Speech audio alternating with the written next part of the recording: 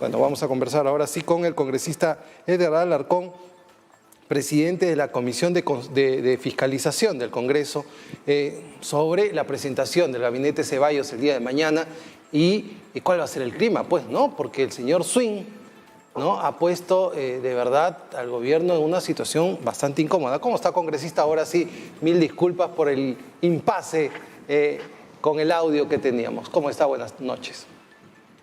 ¿Qué tal, Miguel? Gusto de saludarte. Muy bien, muy bien. Congresista, a ver, el día de mañana se va a presentar el gabinete Ceballos, ¿no? En un medio de denuncias por corrupción, en medio de una pandemia que ha sobrepasado inclusive las competencias y capacidades del gobierno, el cual también se denuncia que no ha habido un rumbo o estrategia definida, anuncios de una meseta que cada día está más empinada y que no parece ser una meseta. ¿Cómo ve la presentación del jefe del gabinete? La verdad que la veo muy complicada para ellos porque, como tú bien lo estás diciendo o indicando, en el tiempo de gestión que ha tenido este gobierno, incluso cuando no ha habido congreso, ha mostrado pues total ineficiencia.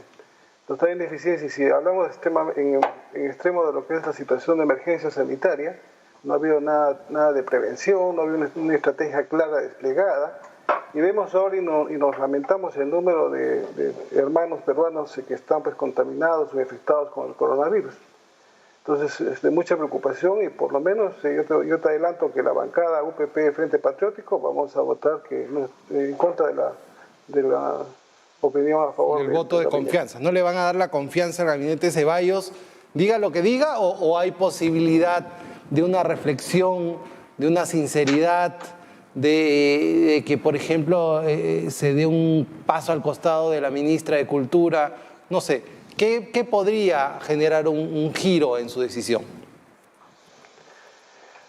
De repente se habría pues una modificación del gabinete importante, no solamente la ministra de Cultura, el propio ministro de Salud, Justicia, la ministra del MIDIS, la jefa o la presidenta de Salud, que claro que no es del Ejecutivo, pero en esta situación de emergencia es importante su gestión, que es totalmente pues observada.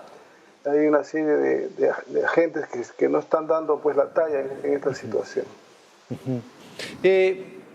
¿Cómo va el tema de la convocatoria a la ministra de Cultura?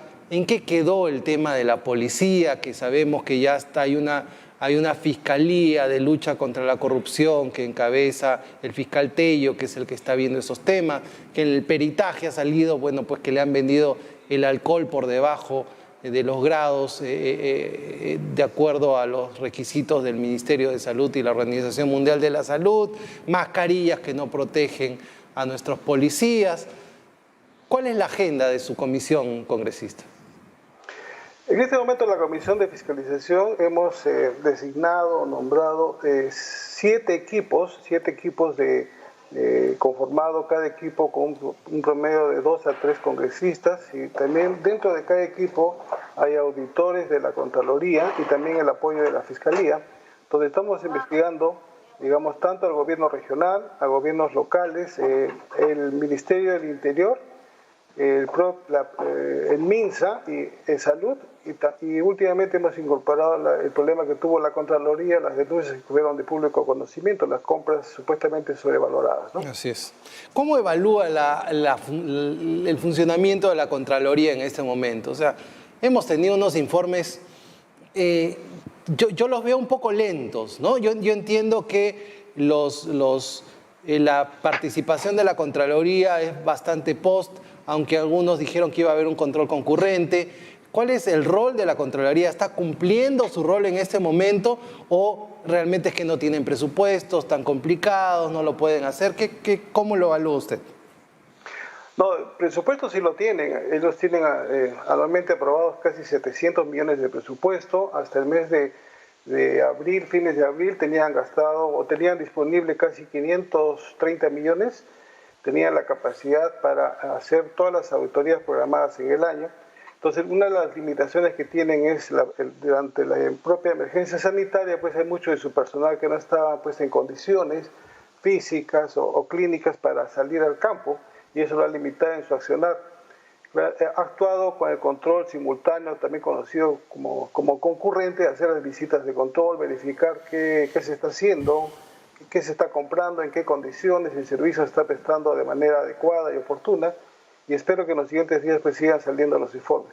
Correcto. Pero en el caso específico, te lo pongo como ejemplo, el caso de Richard Swing, eso sí tendría que hacer un control posterior, porque son hechos ya consumados, servicios que se han prestado, y se han pagado, y tenía que determinar ahí sí responsabilidades. Ya no sería un control concurrente que acaba simplemente con un riesgo, con una alerta, casi tiene que decir quién es responsable, porque está de por medio de los recursos del Estado, ¿no? Ahora, en su experiencia como contralor, bueno, el presidente ha salido diciendo que este señor era un colaborador de la campaña y estaba ahí, pero el señor Swing no estaba asignado a un puesto de confianza. El señor Swing ha pasado por un proceso, supuestamente tiene unas competencias, entra como un asesor, como un consultor de cultura, a levantar el ánimo, como conferencista, a aportar una sapiencia, no lo sé, pero al final... es rarísimo, pues, ¿no? Uno no puede hacer una contratación de ese tipo. Para tal caso, mejor lo ponía el señor en un cargo de confianza, que si usted tiene la facultad, por ejemplo, el ministro, ¿no? Si no, ahí sí hay una responsabilidad penal. Claro, en esa línea, y si observamos los montos que se han emitido sus órdenes de servicios, se ha inaplicado un proceso de contratación, han sido contrataciones directas, ¿no? Que normalmente son dos cotizaciones y se aprueba muy rápidamente este tipo de contrato y se emite la orden de servicio correspondiente. Lo que tiene que hacer la Contraloría, y seguro que lo está haciendo ya, es solicitar toda la información.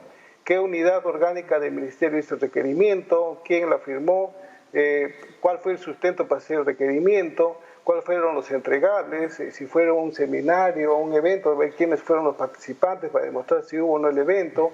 Hay una serie de pruebas que se tiene que hacer y demostrar pues, si el servicio estaba dentro del plan, si era necesario o no, y al final concluir, de repente, de ser el caso, con una responsabilidad, ¿no? Porque me parece, tal como lo ha mencionado el señor presidente el día de ayer, es un colaborador de la campaña que por un favor lo han contratado, y no una vez, sino varias veces, que hasta ayer era 175.000 soles, a pesar que dice que le han resuelto el último contrato, pero ya hay pagos que se han realizado. Y a mí me preocupa si este colaborador de mítines estaba, pues, le tienen que pagar así el favor, ¿cómo serán los que habrán hecho otro tipo de favores, señor congresista? Así que eso sí es preocupante. Y además, súper preocupante, pues, que el presidente ya inclusive lo diga en medio de una campaña, en medio de una crisis o una emergencia sanitaria. Bueno, es terrible. Nosotros como bancada del Frente Patriótico, o del grupo del Frente Patriótico, que somos parte de la bancada de Unión por el Perú, hemos presentado el día de hoy a una moción de interpelación, tanto para el Premier, para el presidente del Consejo de Ministros y para la ministra de Cultura.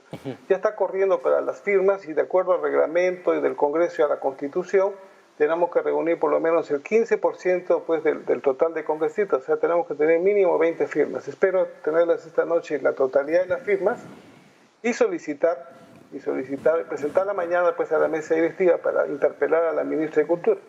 Y yo creo que si la ministra quiere evitarse este trajín de exponerse ante una interpelación, de ventilar todos estos casos públicamente, yo creo que debería renunciar, no solamente decir pongo mi cargo a disposición, porque todos los cargos de confianza, su cargo de disposición está vigente y está todos los días ahí a la mano de los titulares. Correcto, congresista, muchísimas gracias, y esperemos que el día de mañana haya un debate alturado, que se digan también las cosas, y que el gobierno sepa que el Congreso está para hacer control político, no para ser aplaudido. Muchísimas gracias, congresista. Sí, congresista Alarcón de el Frente Patriótico, parte de la bancada de Unión por el Perú, representante de la región Arequipa. Ahora nos